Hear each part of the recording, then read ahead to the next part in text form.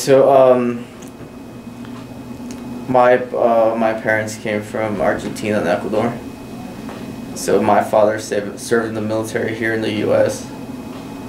And I grew up in a pretty military-style home, getting up early on Saturdays to field day, which is clean everything. They were pretty strict, so I had to make my bed military style from the time I was a little kid. So, and then from there, I was, in high school, I was a little rebellious because of how strict my home was. But I was still very good at school. I got pretty good grades. I graduated probably top 20 in my class in high school. But I didn't really think I was gonna go to college. If I was gonna go to college, my thing was like, I'm getting away from home, so I'm gonna just, party. So then 9/11 happened my senior year. It was, happened my senior year, 2002. That's when I graduated. So that happened, I was like, well, my parents were gonna pay for my college, and I was just gonna, just go like every other kid, go to college and party, and I decided, well, I'll just go to the military. But now that I know about PTSD, growing up, my dad had PTSD because he served during Vietnam. So I didn't know at the time, but now I do. So my mom was always telling me, like, don't join the military because, you're going to end up like your dad. You see how he is, how he's not very emotional, and, he doesn't tell you he loves you and stuff like that. It's not his fault. So I was just like, whatever. I was like, you don't know. I was just like, you don't know anything. So one day, so I signed a contract without them knowing. And that summer, September, the Marine recruiter picked me up at 2 a.m. to go to boot camp. And it's funny, they didn't know I was leaving to the Marine Corps. They didn't even know I was in boot camp until like 3-4 weeks after I left. Wow. They thought I was like, I just disappeared. So I went through boot camp and got to infantry training battalion, and they cut it a month short. And the reason for that is because the invasion to Iraq was going to begin. So what happened was our classes got cut short, and we were sent to join our units in Iraq, for the push into Iraq. So we didn't really have time to, really know anything. We were just fresh. So that was my first deployment. So we came back, and 04. So it was early 04. And then Blackwater happened. The contractors in Blackwater got burned and hung from a bridge. So 2-1 was over there, and they decided that they were going to push into Fallujah the first time. 2-1 being another unit. Yeah, another Marine infantry unit. So what happened was they took a lot of casualties, so they were combat ineffective. So we had gotten back, so they asked for volunteers to go back to fly over as combat replacement company to replace all those guys that had been killed and injured. So that's when a bunch of us volunteered and went back over for Fallujah. And so we were in the first push, so we came back right before they started the second battle for Fallujah. So then came back to my unit, and then we all came back to our units. We lost some good friends in Fallujah. And then led probably like 7-8 months, deployed again back to Fallujah in 06. Early 06, January 06 to August 06.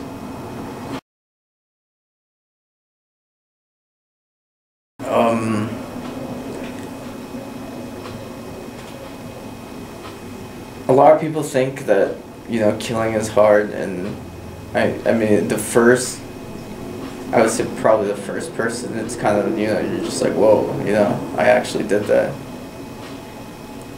I think the hard part that you're going to train for is seeing your friends die. You know, having them die in your hands, or, you know, giving them CPR. Trying, you know, give them CPR and, you know, having their blood on you all over. You know, that's what you really don't. I think that's really where PTSD comes from, the helpless feeling.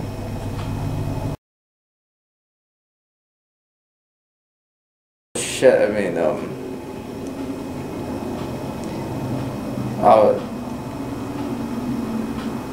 I saw tons of combat, you know, with my friends and I. You know, 3 deployments in 4 years to some of the crappiest places in Iraq. But like I said, you know, watching your friends die, you know,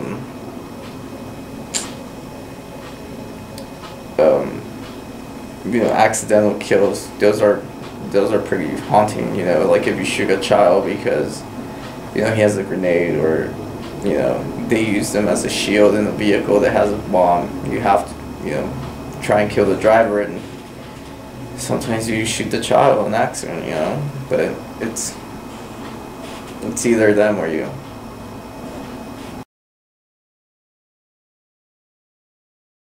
The infantry side of the military, the Marine Corps, which is very, I want to say it's a type of, it's stronger than religion. It's like a cult. That's how a lot of people see it. The infantry, the Marine Corps infantry is a cult. It's a warrior mentality that you have to make it, especially to be a leader. You have to. You have to be stronger than everybody else. You have to be mentally stronger. You know, you have to be physically stronger. And to admit to yourself that, you know, I have this problem with my mind, it's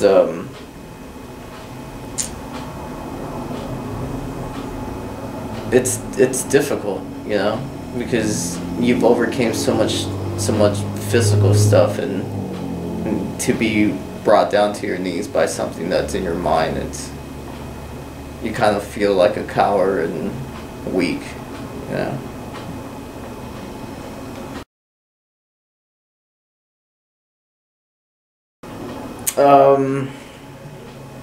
Well, I came back in 2006 from my last deployment, a month and a half before it was time for me to get out of the Marine Corps.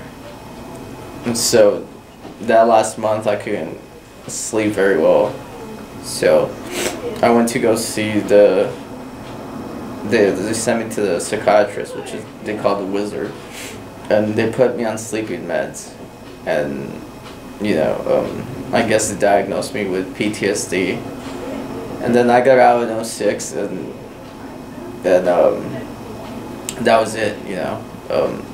I didn't go to the VA after or anything that everyone has. So my last year I started, you know, having a lot of problems with drinking and you know, a lot of lack of sleep, even more than I already had. You know, just anger issues, you know, just the whole spectrum of when you want to diagnose someone with PTSD. And I was finally sent to actually get evaluated, and the evaluation, they evaluate for TBI, and they evaluate because I got blown up twice in 2006, my vehicle did. So they evaluated me for TBI, and they actually evaluated me for PTSD. So I got out in 2009, in December 31st, 2009. I got out, and I just, you know, decided, you know, I didn't really want to continue taking all kinds of meds and going to the VA.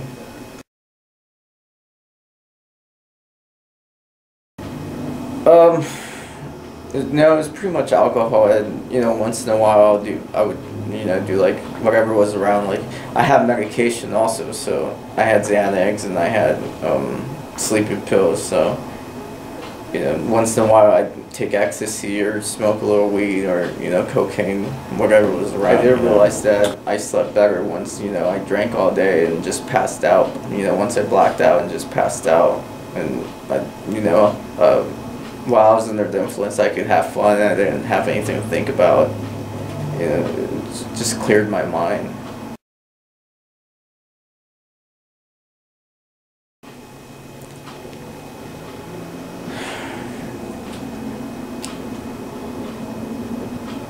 When I like really like kind of stopped caring about, you know, anything, I'd just take off to Mexico and sleep in my truck and just camp on the beach and stuff, and I just really didn't care about much.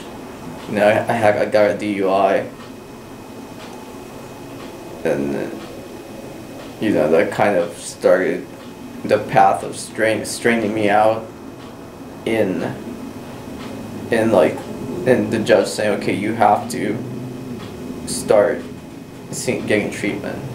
And just, you know, mental health is the leading cause of substance use and homelessness. You know, I went from, you know, trying to, because I wasn't very social after I got out. But when I drank and used substance, you know, I was the life of the party, you know. But after a while, you kind of quit caring about yourself, and you just want to keep, you know, drinking and feeling the way that the substance make you feel. So you just kind of just keep drinking and drinking, just to keep that feeling of feeling well and being able to, you know, pass out and sleep for a while and then wake up and do it all over again.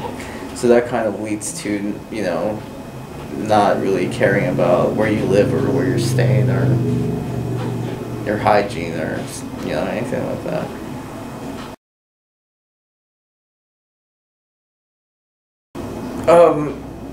I was lucky because I had a truck, you know, so I just lived in my truck and, you know, used to water the showers on the beach and stuff like that. You know, I was lucky I didn't really have to live on the streets because I had my VA compensation, you know, so I always had some money coming to me, so I was lucky. Well, I mean, I just buy a bunch of beer wherever I was at, or alcohol, you know. Most of my money was spent in alcohol, like pretty much all of it.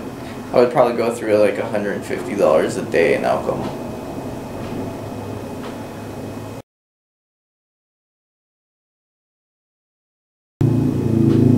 At the time, I didn't, like, I was still in the mentality that, you know, admitting that I have PTSD is a sign of weakness. I was still thinking that, like, I was still thinking, you know, I was a sergeant of Marines in combat. I led Marines in combat. You know, I'm not weak. I don't have this, you know, PTSD that everyone's always talking about. Yeah. So when I first started treatment, I was very standoffish because I started treatment in a CBT group, you know, and it was interns, you know, from San Diego State. Young, you know, they were probably early, you know, like 22, 23.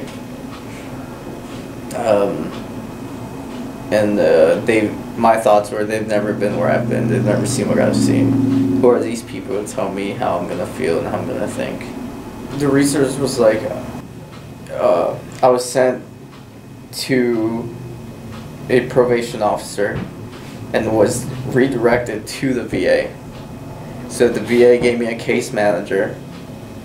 That case manager got me, you know, everything, psychiatrist, primary doctor, you know, everything a case manager does for the VA. You know, I got set up with everything to start treatment and get back on medications and you know, slowly start integrating back into. I've tried a lot of different, EMDR, I did EMDR for a while. CBT, I did, CPT. I've also done CPT. So I've done both forms of cognitive processing. And of course. I mean, I think everyone starts off with the MI to kind of see what's bothering you the most and go from there, because I didn't, I had so much different combat experiences that when they ask me what's bothering you or what you have nightmares about, I'm like, well, you want me to make a list? Because, the more combat you have, the more you have to choose from, like, what bothers you the most. I don't know, So motivational interviewing is definitely a tool that's used, I would say, 99% of the time to figure out what's wrong, or not what's wrong, but what could be worked on, what needs to be worked on.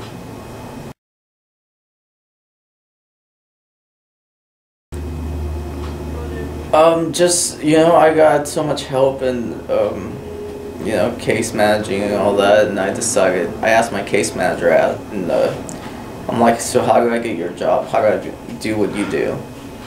And she mentioned, like, all the steps I had to go through, and so I said, all right, that's what I plan on doing then. Plus I want to stay around the veteran community. There's recent research that's done that people that relapse, it's not so much from, the substance, the chemicals in the mind, but more from the lack of social support. And so I believe staying in the veteran community and working with veterans is a way to, just to stay healthy mentally.